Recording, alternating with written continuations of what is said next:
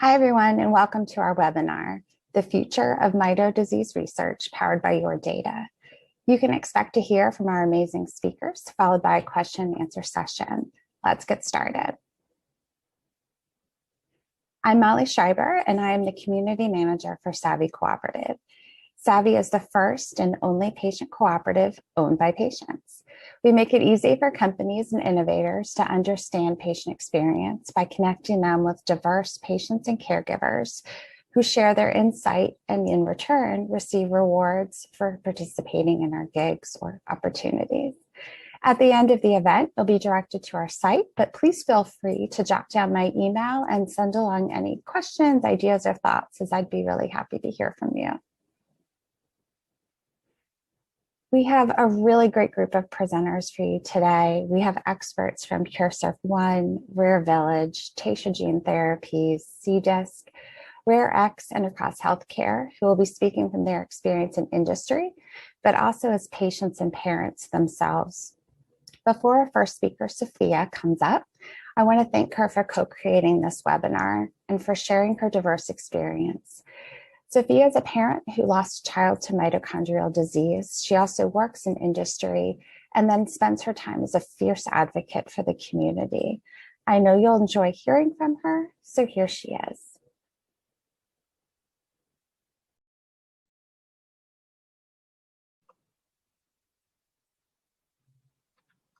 Hello, my name is Sophia Zilber. Professionally, I work in Pfizer. I'm a statistical programming lead in rare disease, but I'm not representing Pfizer here. I lost my newborn daughter to mitochondrial disease, and so all my work in that area I've done outside of my regular work as a volunteer. I have several board and advisory board affiliations, including a new group, Cure Mito, which I'll mention later. I would like to start by thanking Savvy Cooperative, Molly, and Jen for hosting this webinar. I spoke to Jen a few months ago, and I told her that there's so much information that I wish there was some way to share with our community. And she said, well, why don't we host a webinar for you? I'm very, very grateful. I think if we would all help each other so willingly, we would get very, very far. I have previously worked on a patient registry that was stewarded by UMDF, United Mitochondrial Disease Foundation. I'm not going to go too deep into that registry, but I do want to share some patient quotes because they're really very powerful. These comments are some of the responses to the question, what is the most important thing that patients want scientists and physicians to know? I think the main message here is that patients want to be seen as people first. For example, there's a quote, we are real people, not numbers. Many quotes focused on communication, such as those suffering with mito deserve to be treated with dignity and compassion, or please hear and believe what the patients are telling you, treat the health of the patient as if it was your own health. Some patients were just asking for help, writing, please help us. Many were grateful for the work being done. For example, do not stop researching. So many people appreciate what you do, and so many people could potentially benefit from your efforts. Clearly, these comments are very, very personal, and these patients needed to be heard. I hope that these comments could be used to create better support for patients, not just in mitochondrial disease, but in any rare disease, and create better relationships between patients and doctors. I want to go over a few best practices for patient registries in general. First, governance and oversight, scientific, ethical, technical, legal guidance. That's what ultimately assures that registry will be designed in the best way possible, and also conveys to the patient that there is a transparent process in place. Knowing and understanding goals of the registry, registries could be used for many different things, such as natural history studies, contact registry, engaging patients, clinical trials recruitment, and that knowing these goals is really what's telling us what type of data to collect and how to design the registry. Data analysis is a very important point. Very often, patient foundations don't have a dedicated data analyst on staff and are often unaware of a full complexity that's involved in collecting data that could be used for research. Unfortunately, if any potential issues are not accounted for early on, that can really be detrimental to the quality of the collected data. So having a plan for data analysis from the start is really critical. Selecting registry platform. Some of the considerations are patients or clinician reported data, regulatory compliance, data standards. Rhonda from CDISC will speak and share more. However, CDISC is an organization that has developed standards for clinical data capture that is used by the industry. CDISC standards are currently a requirement for all regulatory submissions to the FDA and PMDA. And so using and adopting these standards makes your data much more valuable, much better quality, and makes it much easier to combine data from different data sources. Other things to consider: international support. Of course, global registry makes a lot of sense in rare disease. Multiple groups use of the same registry. When data is fragmented throughout many registries, it can be very difficult to put together, and so it is of much less value to industry or research. And of course, communication. As we have seen in the previous slide, patients put so much hope and so much trust into their participation in the registry. And there's another quote here: "I hope that something comes out of this. I have done so many surveys and questionnaires, and nothing has ever come out of it, nothing." So of course, being respectful of patients' time, providing updates, taking any concerns seriously is what ultimately builds a trusting relationship with the patient community. As a follow-up to this, I have helped put together a patient registries 101 page for Rare New England, where I'm a board member. And here I put some information that is fully focused on a patient, such as what are the questions that patients should ask when they consider joining a registry, or even what are the pros and cons of joining. Of course, we want as many patients as possible to join registries, but the goal of this is really for patients to feel more empowered, to be more informed. And I think the more informed patients are, the better data there will be. I finally want to share a little about a new group, QMITA. Casey will share more. It's coming out of an existing group, QSurf1. I'm a board member. Some of our hopes are to bring some new direction and some new perspective to the mitochondrial disease community, build bridges and connections with others in rare disease. And this is also part of the reason why we share this webinar widely across all of rare disease community. I think in many things, especially things like patient registries, we can all work together and help each other. We will have a patient registry. We are making plans and we'll be sharing that. We'll fund research, which QSurf1 is already doing, and we hope to collaborate with others. Thank you, and please feel free to reach out.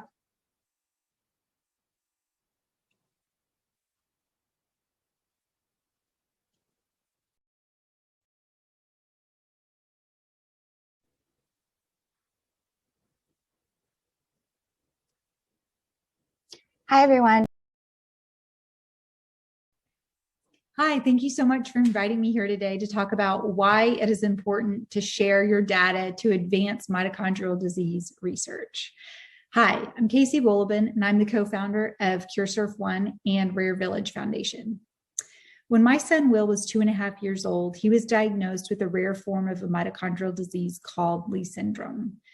The doctors told us there was no treatment, no cure.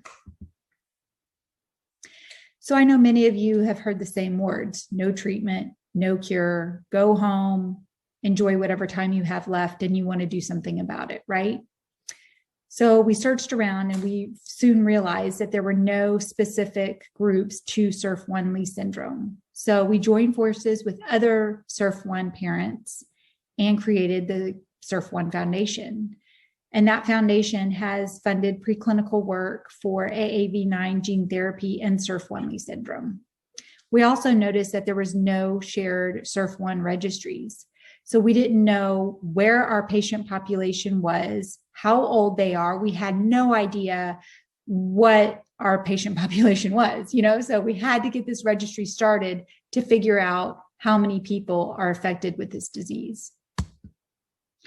What is a patient registry? A patient registry is basically a database that collects all medical records to give to researchers to understand the disease history. And they're important because these registries can be used to recruit patients into clinical trials, and they can also be used for endpoints and clinical trials. So it's a huge, huge, huge advantage to be a part of registries to advance research for your particular disease. And how do we fix these problems? First, join the registries. The researchers do not know what they're researching if we're not in a registry. So it is important as patients, as parents, as caregivers to collaborate with platforms such as Allstripes to share our medical, electronic medical records with academic institutions and researchers to push drug development faster. It is important to collaborate with others. If you don't collaborate with others, then you are slowing the research down. And that's something that we, as rare disease parents, we know we are in a race against time. The clock is always ticking. So if we can all collaborate together, join forces, get all of our patient population to join registries so that researchers can and have the information to do their research, then let's do it, right? So here's our SURF1 timeline. A lot has happened in the 3 years since we've founded our foundation. And what we're most proud of is we are on schedule to file an investigational new drug with the FDA by the end of this year. So this has happened fairly quickly. And it has happened because we have all collaborated as a group to push forward research. And that means sharing our medical records and data, sharing fibroblasts with biorepositories, just getting our information out there so researchers have it, so they can come up with a solution to our problem. And in conclusion, I'd like to thank you so much for having me. And I just want to leave you with this. It is up to us as parents, caregivers, patients to want to move forward research. It is our duty to share de-identified information with researchers to push the needle forward. It takes a village. We are all so important in this journey, each and every one of us. So thank you so much.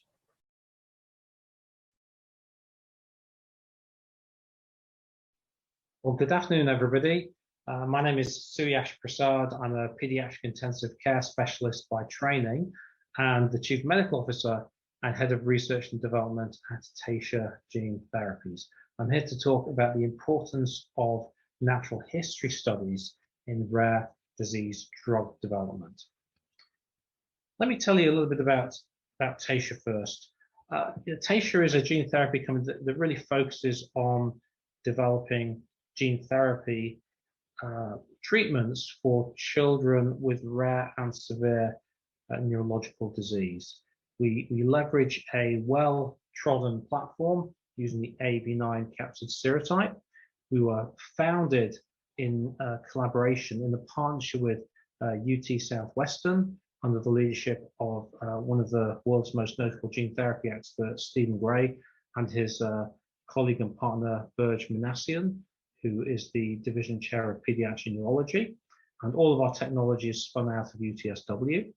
We highlight and focus on a very patient-centric approach to clinical development, which I think will come across as I go through this particular presentation. We do spend a lot of time talking to patients and families and patient advocacy groups as we think about our clinical development programs, and actually weave in a lot of learnings from those discussions into our programs. And as I say, we focus on rare and severe pediatric neurological disease. And that is particularly important when we start to talk about natural history studies, because in these ultra rare and rare orphan diseases, there are a lot of questions that are unknown. Who and where are the patients? What are the symptoms? What is the disease course? How rapidly does the disease progress? How quickly does it take to get a diagnosis? And what is the time frame from a parent noticing symptoms in a child to actually get into a diagnosis? It can be weeks, months, or even years sometimes. And often that's not mapped out. That course is not charted out formally. What are the appropriate endpoints for a clinical study? What's important to the patients and the family in terms of a meaningful clinical outcome? What's important to a regulator? What's important to a clinician? And of course, what are potential biomarkers, i.e. what blood tests or x-rays can give a clue as to how clinical progress might evolve? All of these are questions that can be answered within the context of a natural history study. Now, there's different ways of doing a natural history study, varying in levels of complexity and indeed expense, to put a very realistic perspective on this. So patient registries are one way, and they can be quite simple, from a simple Excel spreadsheet where we start to collect information on patients and families, dates of birth, ages, time of diagnosis. Patient registry can also be far more complex with the involvement of clinicians and regulators, and can actually help monitor progress and progression over time. You can also perform a retrospective natural history study where patients and families consent to have their child's notes being entered into a database by clinicians and experts who can then chart retrospectively. When I use the term retrospective, what I mean is by going back over time to look at how the patients have progressed in terms of diagnosis, clinical symptomatology, tests, and ultimately patient outcome. And there are many retrospective chart reviews that are have been published that can contribute a great deal of information in this regard. Perhaps more importantly and most valuable for a drug development perspective is to run a prospective natural history study where you roll patients into a study, you actually perform assessments on these children as time progresses, and then you actually look at the types of endpoints that you will be collecting in an interventional drug trial, and then at some point, in fact, even roll over those patients from the prospective natural history study into the drug trial itself. So the patients will then act as their own control. And I'm going to give you an example of how this has worked in a moment. So natural history studies can characterize the affected population. We can look at things like genotype, geographic regions. We can understand the disease course. When does symptoms start? When does diagnosis occur? How does diagnosis occur? What is the ultimate outcome in that particular patient? We can look at potential outcome measures or endpoints for a study. Do we measure a particular neuromuscular strength scale, or do we measure a blood test value, for example? And also look at potential biomarkers, as I've already mentioned. So let me talk about an example, which is our specific lead program. It's in neurological disease called giant axonal neuropathy, or GAN. GAN is a rare and severe neurological disorder. It's due to a deficiency in the gene coding for gigaxinin, which is a gene involved in processing and metabolizing structural proteins within the neurons of the cell. In the absence of gigaxinin, you get a progressive disease where children are usually diagnosed around the age of 4 or 5. They often have symptoms prior to that, but they often don't get the diagnosis at the age of 4 or 5. And the first symptom is usually children walking with a wide-based gait, because they start to lose some of their ability to hold themselves upright and balanced because they lose sensation in their feet. As time progresses, children develop a motor weakness, issues with ataxia, dysarthria, These kids often end up in a wheelchair around the age of 10 or 11 years, on a ventilator by the time they're about 15 because their respiratory muscles stop working well, and then often succumb to the illness and pass away in the late teens or early 20s. Now, this data, this picture of how the disease progresses, as you can see on the slide, was determined from a natural history study that was prospectively run at the National Institutes of Health under the leadership of Dr. Carsten Bonneman. He characterized 45 individuals with GAN and was able to map out the disease course from this particular study, and also looked at specific endpoints. And the key endpoint in the study is this score, the MFM32. And what you can see in the diagram on the left side, this is where the green lines are. You can see the MFM32 score on the y-axis. This is a score of neuromuscular function. And you can see that all the children in this study decline in their MFM score over time, regardless of the age of the child, which is on the x-axis of the graph. They all decline by about an 8-point margin every year. Now, the other important point of this is that the FDA recognized that a 4-point change in the MFM32 score is a clinically relevant event, which means these children are declining by a clinically meaningful amount every year. That was from the natural history study. Now, 14 of these children have actually been dosed with gene therapy drug, and you can see the results on the right-hand side of this slide, where you see prior to treatment with a gene therapy, this is the dashed line in the middle of the graph, you've got an 8-point decline.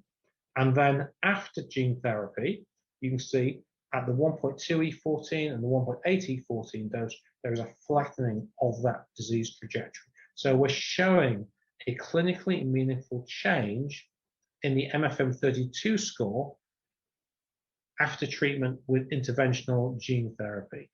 Now, without the natural history study, before doing the gene therapy study, we wouldn't have been able to so clearly demonstrate the significant clinical change that's occurring in these patients.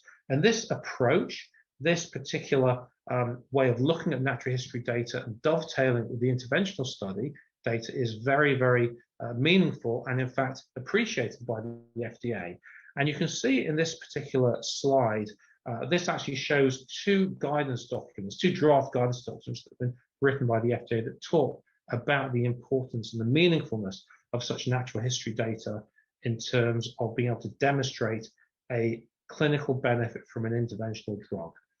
And so the FDA are very open to this approach, especially in rare and ultra-rare diseases, as long as the natural history study is done well, it's done robustly, it's done diligently and thoughtfully. I think the final benefit that I'll dwell on with regard to running natural history studies prior to an interventional study, and the ideal times to start the natural history study at least 2 or 3 years before the first patient with an experimental drug is actually dosed. What you end up doing when you run a natural history study is you end up bringing together industry with regulators, with preclinical experts and clinical experts, and importantly, patient advocacy groups and patients and families themselves to talk about what's meaningful and real and important. And in some respects, that overarching, the momentum that's built by just people getting together and talking about it really gives a lot of energy and momentum and really helps move the program along just at a higher level, really. And specifically for our mitochondrial disease that we have a program, a gene therapy program for, so SIRF1 related Lee syndrome, we are working with Cure SIRF1 and a company called Allstripe to conduct a retrospective natural history study, which we're hoping will particularly inform the field and inform our discussions with regulators. So finally, I'd like to thank Cure SIRF1 in particular and the many patient advocacy organizations we partner with, and of course our academic collaborators at UT Southwestern who are integrally involved in everything we do at Taysha. If you'd like to know more, then of course we have our MedInfo email address in the bottom right hand corner of this slide. And thank you very much for asking me to talk, and I'll be available later for questions a little bit later on. Thank you.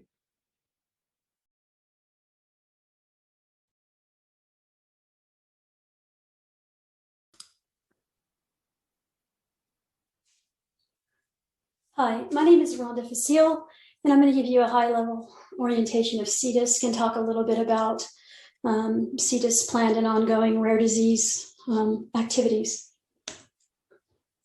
So my name is Rhonda Facile, and I'm Vice President, Partnerships and Development. I have over 25 years of experience in global clinical development and standards development. And my job is to work with global stakeholders that include regulatory authorities, pharmaceutical companies, vendors, academics, and other SDOs to collaborate on initiatives that extend and connect the CDISC standards with the goal of getting treatments to patients that need them. So what is CDISC? CDISC is a 501(c) nonprofit charitable organization. It was founded 20 years ago by a handful of people that saw a need and sought to address it. And today, 20 years later, CDISC has over 40 employees and contractors. The standards have been downloaded in over 100 countries. CDISC currently has over 500 organizational members. We use an ISO-endorsed standards development governance process, and the standards are freely available on cdisc.org. CDISC also has educational material that's delivered both online and in classroom for most standards. CDISC standards are required for submitting data or new drug applications to both the US FDA and the Japanese PMDA. China's CFDA recommends the use of CDISC standards, and the European Medicines Agency, when they ask for patient-level raw data, they recommend the use of CDISC standards. So what does CDISC do? CDISC convenes a global community of experts to develop and advance data science and data standards of the highest quality. So CDISC's role in that is to help to create clarity in the clinical research process. Together, we enable the accessibility and interoperability and reusability of data, which in turn increases its value and meaningfulness and makes research more efficient, and down the line has a positive impact on global health and global health outcomes. So what are the CDISC standards?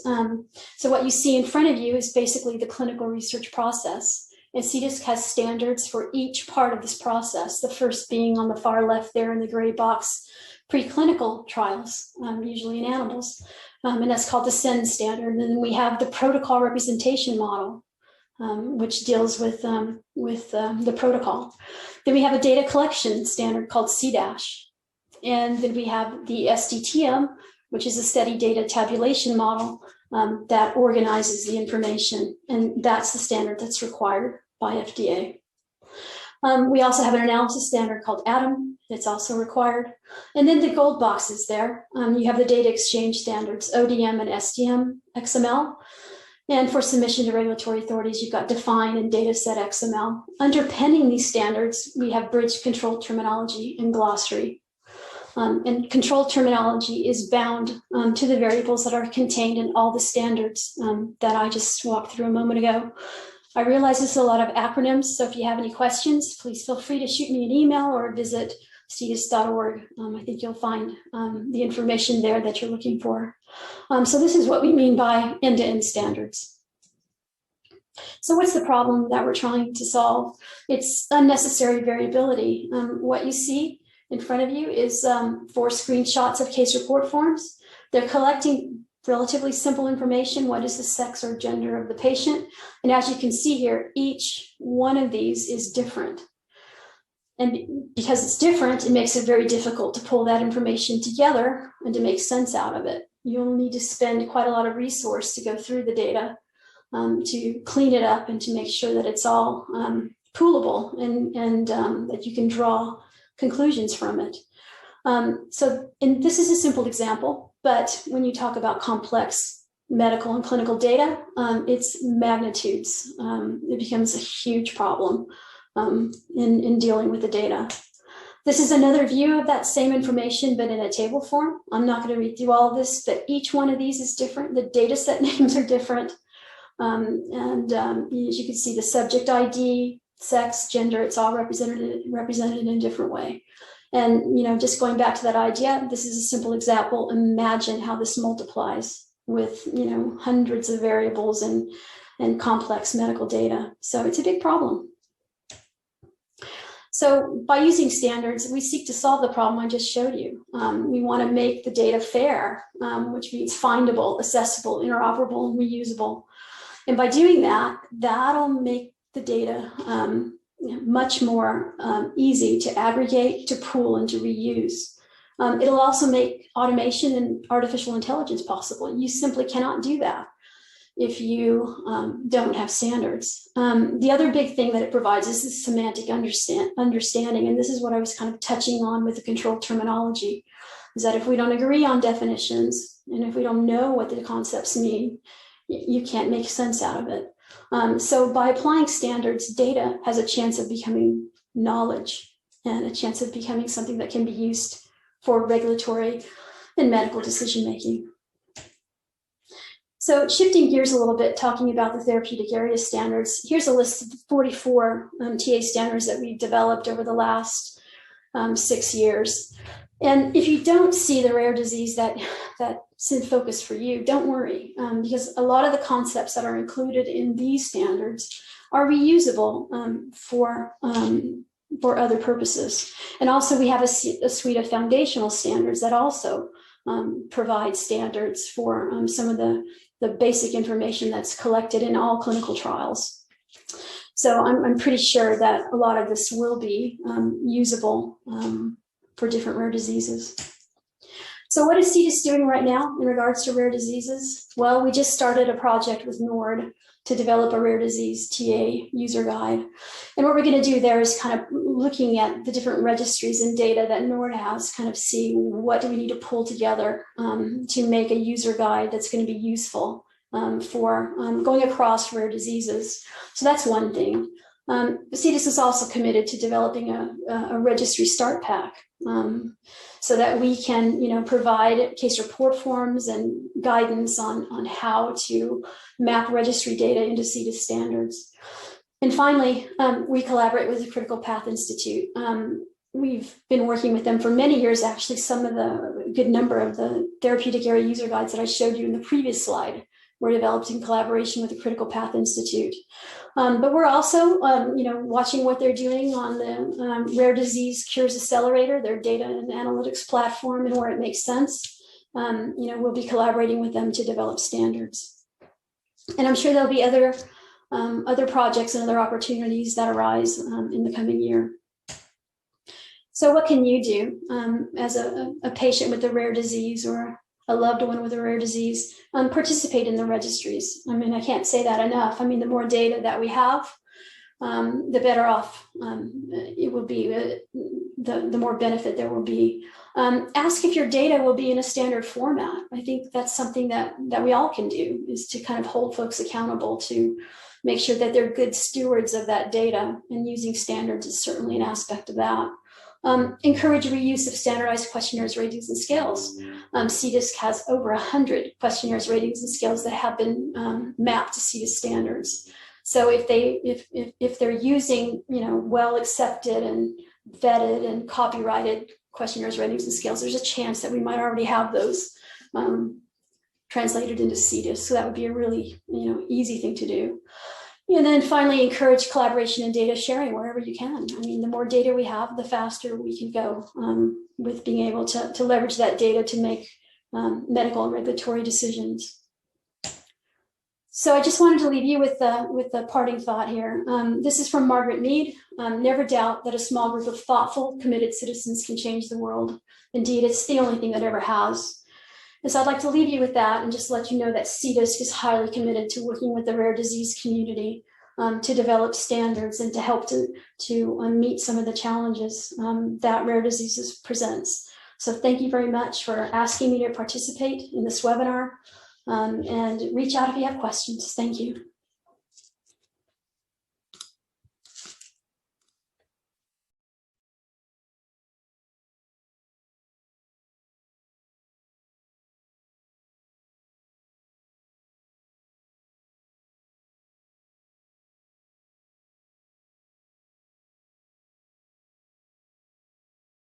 All right, I hope everybody can see my slides and that they can hear me. So I'm Vanessa Vogel-Farley. I'm the sorry, I'm Vanessa Vogel-Farley. I'm the Research and Data Governance Lead for RareX, and I have been involved in the rare disease space for about the last 15 or 20 years of my career. But I'm here to talk about data challenges in rare disease and kind of sum up some of the things and the approaches that we've been talking about today, and also that are facing in the mito community. So we're going to start with the things that exist right now. There are many factors that influence the speed and productivity of innovation in rare disease. The lack of access to reliable and comprehensive patient data is the forefront of this reality for the following reasons. The data exists, but it's captive in silos. We talked a little bit about that already. We're institutional or company owned. And because of those institutional or technological constraints, it's being held for exclusive commercial purposes.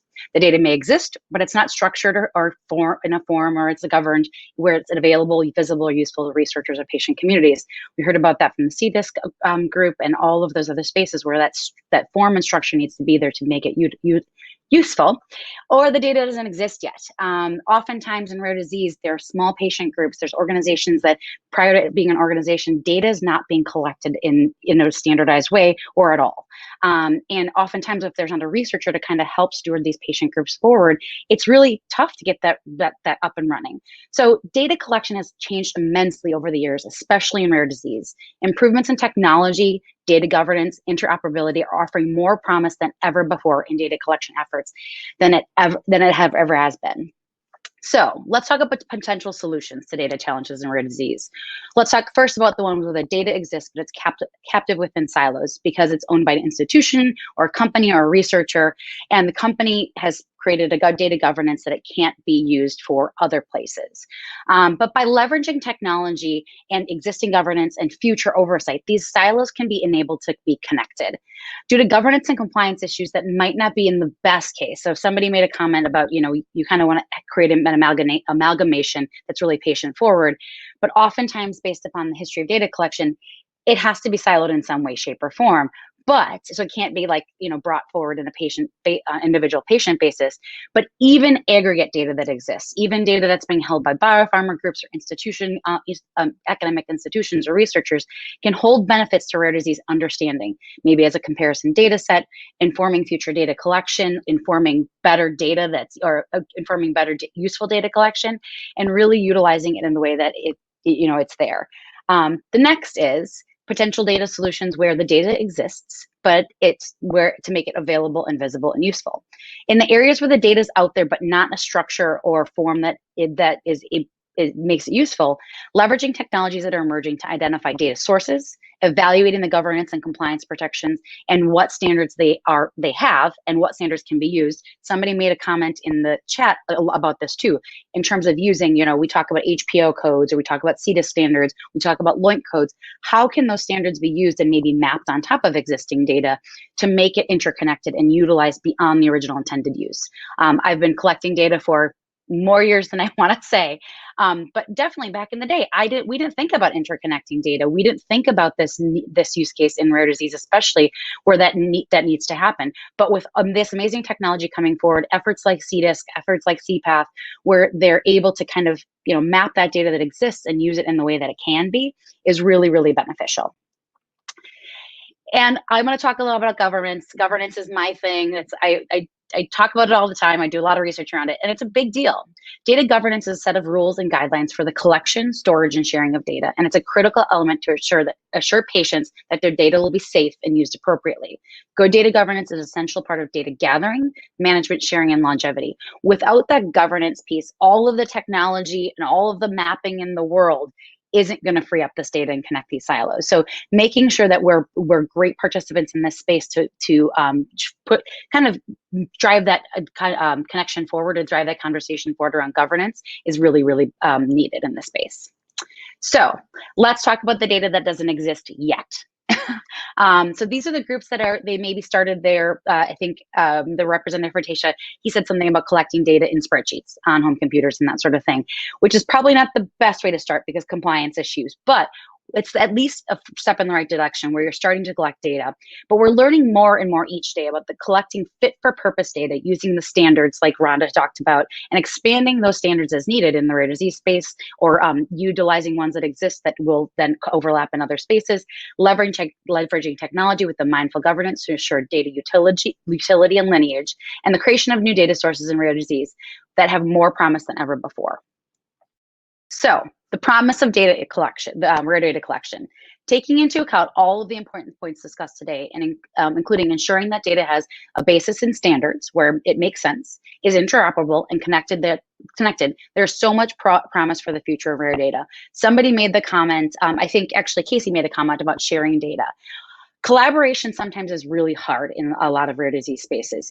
There's a lot of feelings, there's a lot of emotions involved, but even in that space, utilizing and trusting in technologies that are coming up that weren't available 5 years ago, weren't available 3 years ago, is really a way to kind of not work around, but really making sure that we can make those connections where it makes sense, and collaborate where it makes sense around that data to make sure that data is collected and amalgamated together.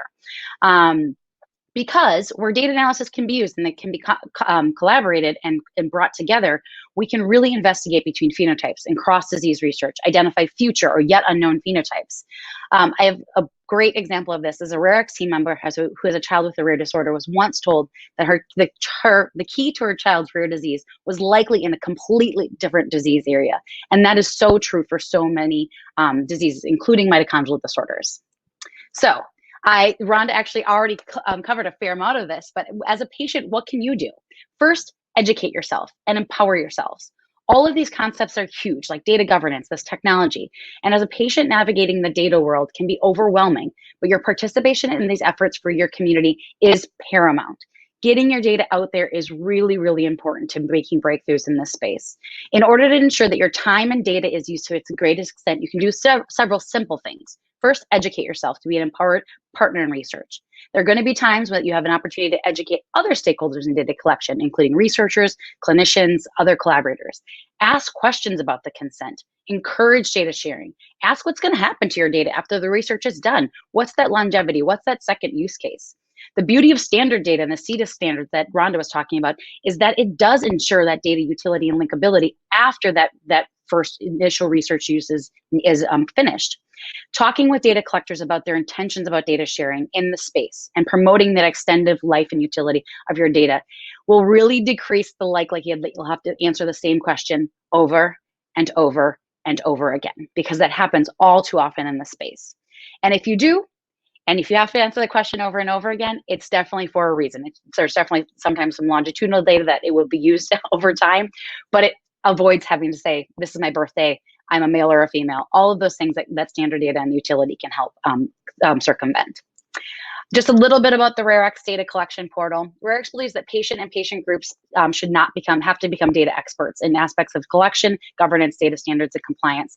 Our platform approach supports data collection for all rare diseases, supported by shared governance, data standards, and a whole patient methodology, enabling patients to provide data on all potential domains rather than just what we think we know about the disorder.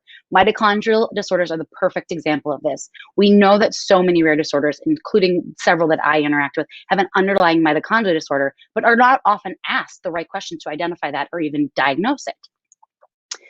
Also, RareX brings forward the ability to connect this data. And in the space of collaboration, and the space that there's data that exists already in different areas that really needs to be connected and federated, sorry about the dog, we really believe that patients should be owners of the data that they report directly themselves into things like registries, and also to be supported to connect data that they contribute to other data sources like research studies, disease characterization studies like natural history studies, where the data is collected by researchers, clinicians, or biopharma. We really know that patients need to be empowered and educated to be really great partners in this space. So I thank you so much to the mitochondrial disease community for inviting me to present today. I hope I didn't speak too quickly. It's a lot to cover in less than 10 minutes.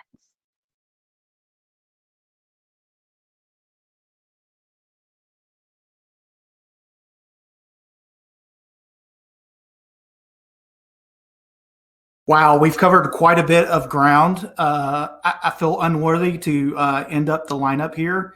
And for that, I am not going to show any slides. My name is Jason Colquitt. I'm CEO of Across Healthcare. I get the awesome opportunity to have worked on a frequent basis with a lot of these ladies, as well as I feel like we represent, as well as the audience, a lot of different lenses into this problem of, what should I be doing with my data? How do I become empowered? So I believe you've heard a lot of those answers. So I won't repeat all of it, but I do want to echo quite a bit of the things that were said, because I think these esteemed speakers were just great at explaining in very detailed process of some of these action items. First off, I'll say, who is Jason? Who's Across Healthcare? And what is this guy talking about? So I actually have a mitochondrial disease. So personally, I've gone through the diagnostic journey. I got diagnosed late in life. Like anybody that's found that into their diagnostic journey, I look back and a lot of things make sense. So where could I have been? What could I have been doing? Is a big part of what I try to use. I'm a technologist. I write software for a living. I've been doing healthcare technology for 22 years. I've been blessed to work on the EHR side of the equation. I actually worked with Rhonda and CDISC, almost 2 decades ago, not quite. So I know the CDISC, the standards that we want to collaborate on from a technical back end of things, and how do we connect the data. I also worked for the world's largest CRO, Quintiles, that became IQVIA while I was there. I ran their whole real world late phase division and got to work with awesome rare disease groups like Cystic Fibrosis Foundation, Muscular Dystrophy Association. So got to see how a lot of very large organizations in the rare disease space operate. And then I came to Across Healthcare and really applied a lot of that, my background personally, as well as my technical skills and things that I had seen over the course of my career. So I do have a platform called Matrix that we provide, and I get to talk to patient advocacy organizations, individual patients, multiple times a week. So all of these topics you just heard come up quite often. I feel like the title of this session kind of exemplifies everything that I'm about. I have a mitochondrial disease, and I'm all about data. So just a couple of things to echo before we flip over to a fireside chat with all these speakers is I think you need to, I heard it resonate a little bit, but think globally. A lot of times you're a patient. It looks like a lot of people from the US are dialed in and listening. When you're collecting data, you have to think global when you're talking rare and ultra rare. You may be one of the larger rare disease groups and be blessed to have a large population in a geographic region. But typically what I see is you're pulling data, or you want to pull data from around the globe. So definitely be thinking as if you're planning to do a natural history study, as was discussed in great detail, or planning to do a grab data around your disease, be thinking global. That means regulatory agencies around the world, and what's the standard operating procedures and ethics groups, a lot of that governance stuff that Vanessa just talked about, but also multilingual. So there's a lot of English speaking people in other countries, but in order to hit the populations, you need to be thinking global. I hear a lot from the groups that I work with on a frequent basis. It's got to be easy, Jason. I think I saw some comments already. I want one place. So one of the things we in Cystic Fibrosis Foundation really put me on this theme of co-production of care. I want one place that I go, everybody's plugged into a system, and we're all contributing, and there's transparency there. So be looking for systems like this, or be thinking about how could you make this as easy as possible for patients. And if you are a patient, of course, you're probably thinking dealing with rare diseases is quite tiring, frustrating many times, and we need systems that are as easy as possible. I'll hit on this one because it's been hit several times from CDISC, Rhonda, Vanessa, standards. Both those organizations, as well as I saw HL7 in the comments. I know OMOP. I work in a lot of these standards organizations myself. But how do we ask a question a single way and get a single answer? because it's really hard for us on the data management and back-end perspective. If we ask the question differently and cannot tie that data together, it leads to a lot of frustration and insights that we might not can glean as easily. So definitely be thinking from a standards perspective.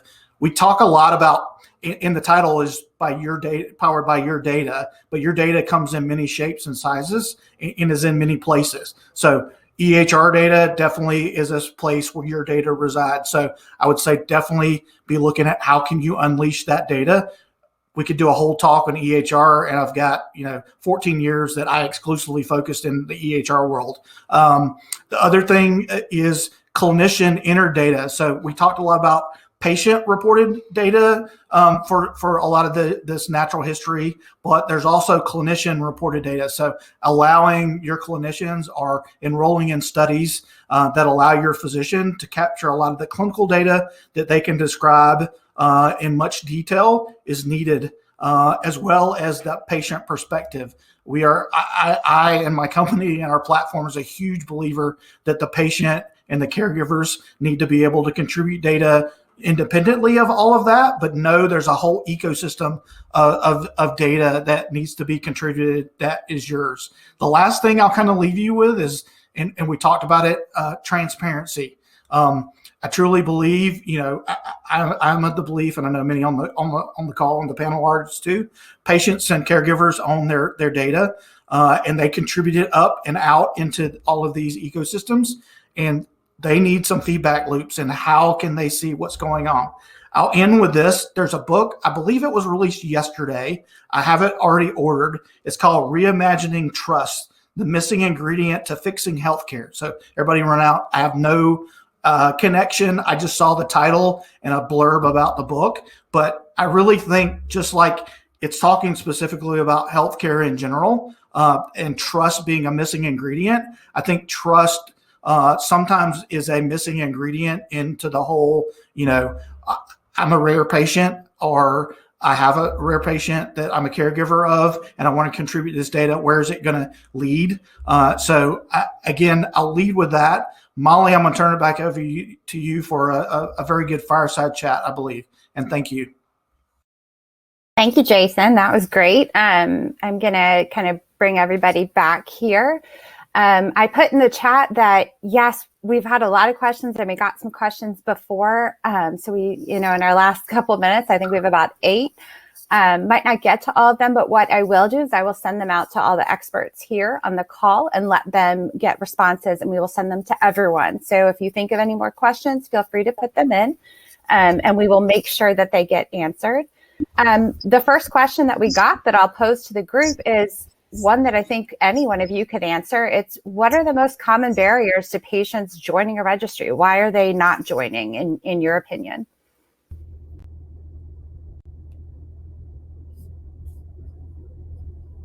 I'll pick somebody. I think oftentimes, depending upon what the data collection efforts are, the reason that they're collecting data is often not very clear. And also what the usage of that data is going to be. You're going to be asked a lot of times, data collection efforts are, you're asked a lot of questions, but you don't know what the data is going to be used for.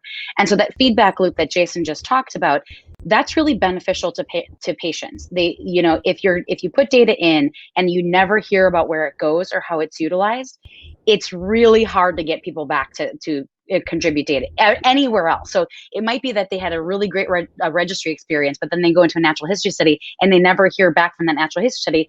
Their whole view is tainted. So it's a lot about that piece. That's the utilization of it and where it's going to go.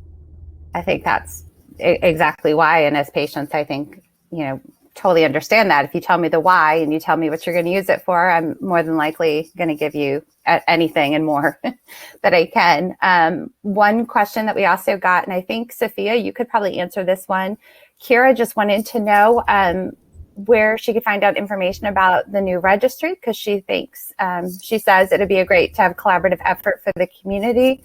So I don't know if you want to speak to that, and then also you can get me the link, and again, I can send that out to everyone. Yeah, I'm happy to answer that one. So our group Cure Mito, we are starting a registry.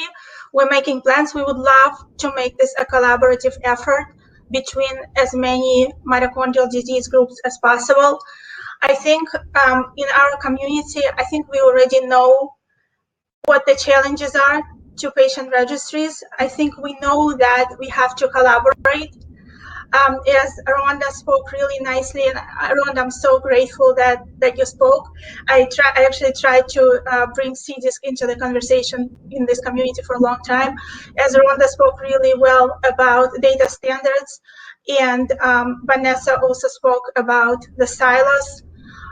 When each group is having their own little registry, we really can't bring that data together, and we are a small community. It has to be a collaborative effort.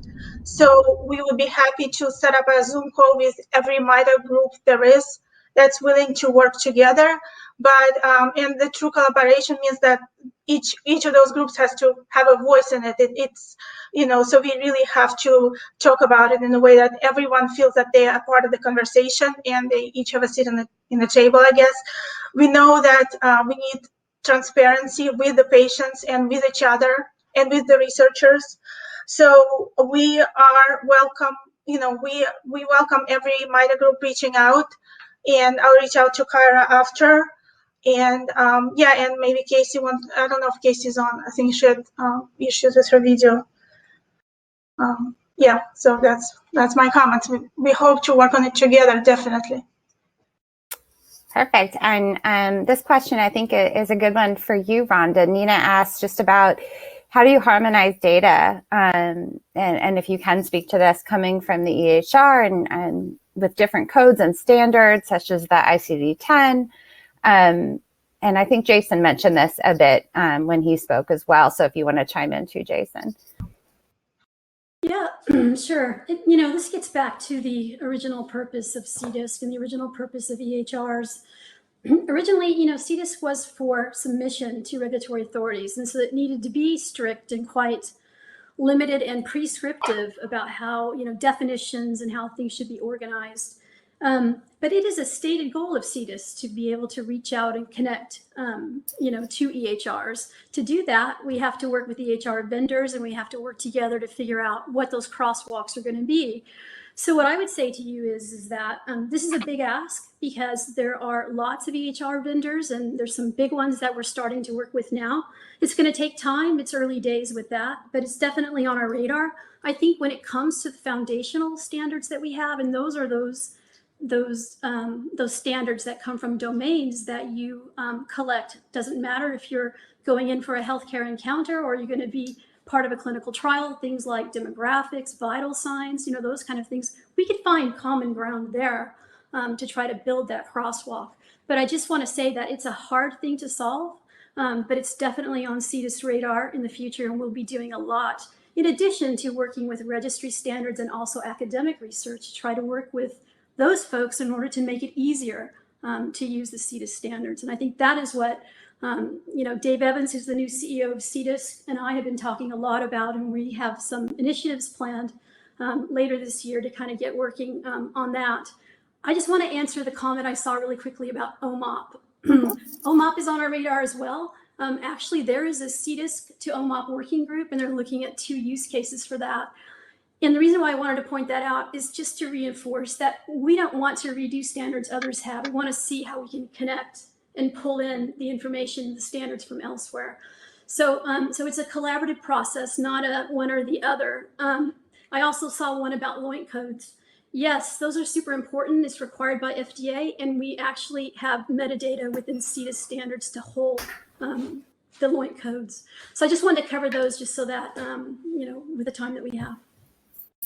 Yeah, and one of the questions that we got beforehand was, and I feel like this kind of goes to everybody, if a patient group doesn't have a registry yet, what are sort of their first steps in starting one? Like what do they need? What is the best way to get going? So I'm going to jump in here. Don't do it on your home computer. Okay. So for all of the governance and compliance, I think that in my long history of this and also coming into the rare disease space, too often patient groups or patient communities start collecting data in a way that they put a lot of their effort into this space, and it ends up being not usable data. It's not based in standards. It's not collected under IRB or an IRB that has proper governance and compliance. So I would first suggest by reaching out to a rare disease population that is already collecting data in this space. You're welcome to reach out to RareX. If you don't come on to RareX, no big deal. We still have an amazing educational aspect to it. We'll talk to you about standards. We'll connect you with CDISC. We'll talk to you about all the things that you need to do to set up your own registry and all the pitfalls you want to avoid. But making sure you don't kind of come into those pitfalls, because I really, really, really never want to see a rare disease patient or parent be sued or become after by GDPR or a patient that their data was lost in confidentiality or was used in a place that it shouldn't. So I strongly recommend reaching out to you, actually, and like Jason with Matrix and Across, myself, Rhonda. I know there's a lot of other great organizations out there that I would say that that's the first step to kind of make sure you're covering all your bases that way. And with that, it's already 5 o'clock. Our hour really flew by again. We will definitely send out the recording with the answers to this and links to all of the resources. I know we kind of gave things out pretty quickly, and even Jason's book. I will make sure that that's in there. Not Jason's book. I know you're not affiliated. I'll make that statement publicly. But we will make sure that that gets out to everyone. And I just want to thank all of our attendees and our presenters for joining us today. I hope everyone learned a lot and we can move things forward.